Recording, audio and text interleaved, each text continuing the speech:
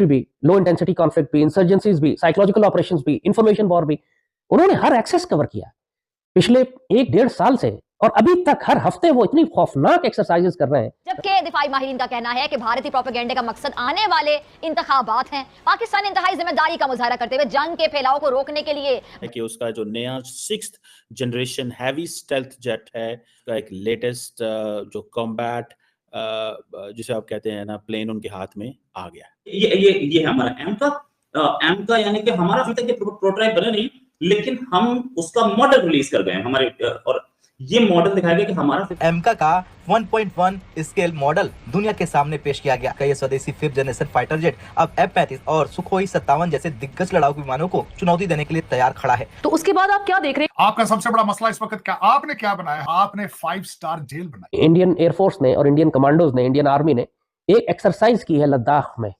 एक C-130 तैयारे के जरिए ये आए हैं और रात के घुप अंधेरे में इन्होंने लद्दाख के एयरपोर्ट के ऊपर एक लैंडिंग की है। ऑपरेशन स्विफ्ट रिटॉर्ट, जिसमें पाक फजाइया के शाहीनों ने दुनिया को एक बार फिर बताया कि हम अपनी सालमियत पर आंच नहीं आने देंगे। उस ऑपरेशन को Ajay Bisaria, advance stealth technology होना, artificial intelligence and autonomous systems को करना, हाइपरसोनिक परफॉर्मेंस होना, फिर नेटवर्क सेंट्रिक वॉरफेयर को मद्देनजर रखना। फ्रांस से भी हमने राफेल खरीदे हुए हैं और हम लोगों को इंजन की जरूरत है एमका के लिए। जिस एमका का मॉडल मैंने दिखाया आपको, एमका का जो इंजन है वो हमारे पास नहीं है, हमारे पास तो ट्रेन का इंजन ही नहीं है।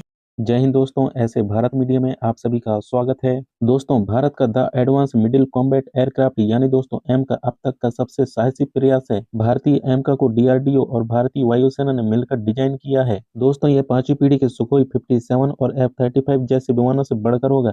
इसमें दोस्तों स्टील तकनीक और सुपरसोनिक क्रूज मिसाइल दागने की क्षमता भी रहेगा और यह 5वीं पीढ़ी और 6वीं पीढ़ी के बीच का फाइटर जेट होगा। इसको लेकर दोस्तों पाकिस्तान मीडिया में दोस्तों इस समय बवाल मचा हुआ और बोल रहे हैं कि अब भारत ने भी फाइटर जेट बना लिया, वो भी 6th जनरेशन का, और हम यहाँ बैठकर तमाशा देख रहे हैं। और एक तरफ हमारा मंत्री विदेश में जाके कर्ज लेता रहता है और IMF के पास जाके भी भीख मांगता रहता है। ऐसे में हम भारत को कैसे टक्कर दे पाएंगे? दोस्तों, आप लोग वीडियो क्लिप में देखोगे किस प्रकार दोस्तों पाकिस्तान के लोग इस समय दोस्तों बिलबिला रहे हैं। भारतीय एम का प्रोजेक्ट को इस तरीके से बनाया जा रहा जो दोस्तों रेडार की पकड़ में नहीं आ पाएगा। साथ ही दोस्तों AI तकनीक से लैस भी होगा। इसी के साथ दोस्तों लेजर वेपन भी लगे होंगे, जिसमें दोस्तों भारत भविष्य के लड़ाकू विमानों के लिए अच्छे तरीके से दोस्तों तैयार कर सकेगा। भारत का इरादा है कि 2035 तक दोस्तों पहला विमान बनाकर तैयार किया जाए। और वहीं चीन की बात करें तो दोस्तों चीन ने अपना विमान बनाकर तैयार कर लिया है और उसकी टेस्टिंग भी शुरू हो गया है। एम का फाइटर जेट में दोस्तों किलर ड्रोन भी शामिल रहेंगे। भारत ने बड़े पैमाने पर अपने स्वदेशी एडवांस मिडिल कॉम्बैट एयरक्राफ्ट पर दोस्तों पैसा निवेश किया है। यह 6वीं पीढ़ी का फाइटर जेट भारत को हवाई युद्ध के दौरान दोस्तों तकनीकी आत्मनिर्भरता प्रदान करेगा। इस पे दोस्तों पाकिस्तान मीडिया का क्या प्रतिक्रिया, तो आप लोग दोस्तों ये पाक मीडिया रिएक्शन पूरा अंत तक जरूर देखिएगा। एम का फाइटर जेट को दोस्तों भारत 15 साल बाद इसे शामिल करने का सोच रहा है, लेकिन दोस्तों चीन अपना फाइटर जेट दोस्तों जो 6th जनरेशन उसको बनाकर तैयार कर लिया है और उसका टेस्टिंग भी शुरू कर दिया है। तो दोस्तों आप लोग ये पाक मीडिया रिएक्शन पूरा देखिए और दोस्तों कमेंट में अपना राय लिख के जरूर शेयर करना, और चैनल पे पहली बार आए दोस्तों तो आप लोग ऐसे भारत मीडिया को सब्सक्राइब जरूर करिएगा।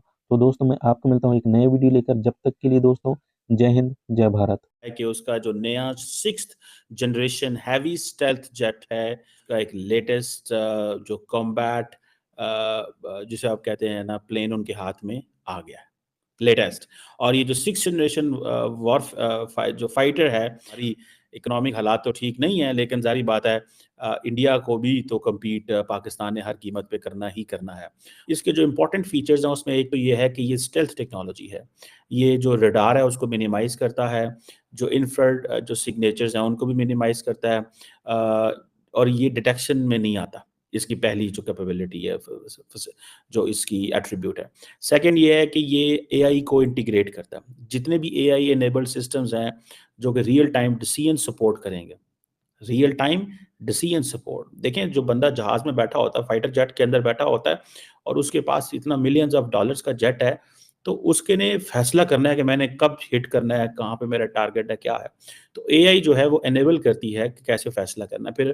फिर ऑटोनोमस ऑपरेशंस हैं और जो सिचुएशनल अवेयरनेस है उसमें भी हेल्प करता है। इसी तरह इसकी जो हाइपरसोनिक कैपेबिलिटी है, आप वो समझ लें कि वो भी इसके अंदर मौजूद है। फिर एक इसकी कैपेबिलिटी है कि इसके अंदर लेजर्स एंड इलेक्ट्रोमैग्नेटिक सिस्टम्स हैं for precision strikes and defence. ये इन्होंने इसके अंदर डिप्लॉय किया हुआ है कि आप लेजर्स भी हैं, इलेक्ट्रोमैग्नेटिक सिस्टम भी हैं, ताकि जो टारगेट पे हमला करना हो तो वो ऐसे हो। फिर दूसरा इसमें ये भी है कि नेटवर्क सेंट्रिक वॉरफेयर, यानी कि इसकी जो इंटीग्रेशन है इनटू लार्जर बैटलफील्ड नेटवर्क, ठीक है जी।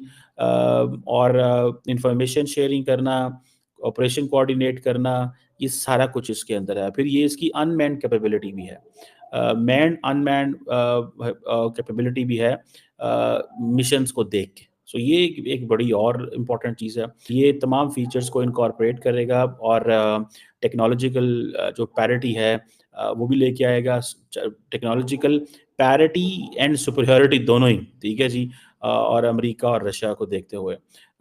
सो इसमें ये आप देख लें कि ये जो एडवांस स्टेल्थ टेक्नोलॉजी होना, artificial intelligence and autonomous systems को करना, हाइपरसोनिक परफॉर्मेंस होना, फिर नेटवर्क सेंट्रिक वॉरफेयर को मद्देनज़र रखना, एंड और अनमैन्ड एंड मैन्ड फ्लेक्सिबिलिटी होना, मतलब दिस इज समथिंग वेरी ये एक मार्वलस। सो लेट्स सी कि ये तक इसको किसी बैटलफील्ड के अंदर टेस्ट नहीं करते, तब तक तो मैं भी मानने में मुझे थोड़ी सी मुश्किल होगी। तो मैं आपको दिखा पाऊंगा अगर आरजू जी इसको शेयर कर पाए तो।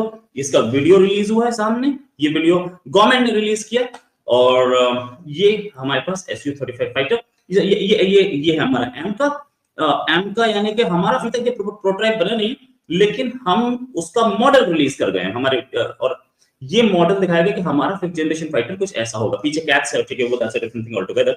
ये है एम का लिखा हुआ है, एडवांस्ड मीडियम कॉम्बैट एयरक्राफ्ट, और इस एयरक्राफ्ट की खूबी है कि ये जो बताया आएगा कब वी डोंट नो। हालांकि चाइना की जो इंडस्ट्री है वो बड़ी हम लोगों को बोल रही है कि नहीं, गाली बहुत दे रही है हमें कि इनका जो फाइटर है वो अभी आया ही नहीं है, वो डर रहे हैं चाइनीज। लेकिन हाँ, ये जरूर है कि हमारे इस एरो शो में बड़े चमत्कार होने वाले। हमने एम का दिखाया और बहुत सारे यहाँ पे प्लेन आए, और सूर्यकिरण टीम जो कि हमारी एरोबिक्स टीम है वो भी दिखाएगी आपको परफॉर्मेंस।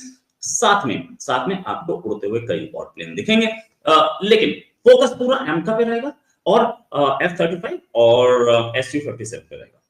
दिस इज Su-57, ये लहान का एयरबेस पीछे लिखा हुआ है।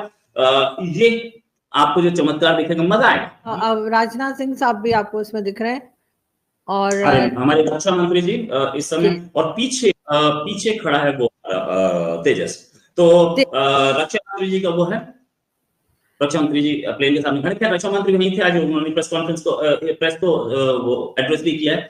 फ्रांस से भी हमने राफेल खरीदे हुए हैं, और हम लोगों को इंजन की जरूरत है एमका के लिए। जिस एमका का मॉडल मैंने दिखाया आपको, एमका का जो इंजन है वो हमारे पास नहीं है। हमारे पास तो प्लेन का इंजन ही नहीं है फ्रैंकली स्पीकिंग। तो हम या तो हम फ्रांस की सैफरन से इंजन ले सकते हैं, या अमेरिका से लेते हैं। अमेरिका की 2 कंपनी से इंजन बनाती है, एक प्रैट एंड व्हिटनी जो कि रेथियन की सब्सिडरी है, और एक जनरल इलेक्ट्रिकल्स, 2 इंजन बनाते हैं। अभी हमारे पास जो तेजस में इंजन लग रहा है वो जनरल इलेक्ट्रिकल्स का इंजन है, और प्रैट एंड व्हिटनी से आई डोंट नो बातचीत हो रही है कि नहीं, लेकिन पिछले एयर शो में यही राजनाथ सिंह हमारे डिफेंस मिनिस्टर, उन्होंने बोला था, उनसे किसी जर्नलिस्ट ने पूछा था कि हम अपना इंजन कब तक ले आएंगे, तो राजनाथ सिंह साहब ने बोला था कि वेट कीजिए, आपको जल्दी ही अपना इंजन दे देंगे। अपना मतलब इंडियन इंजन।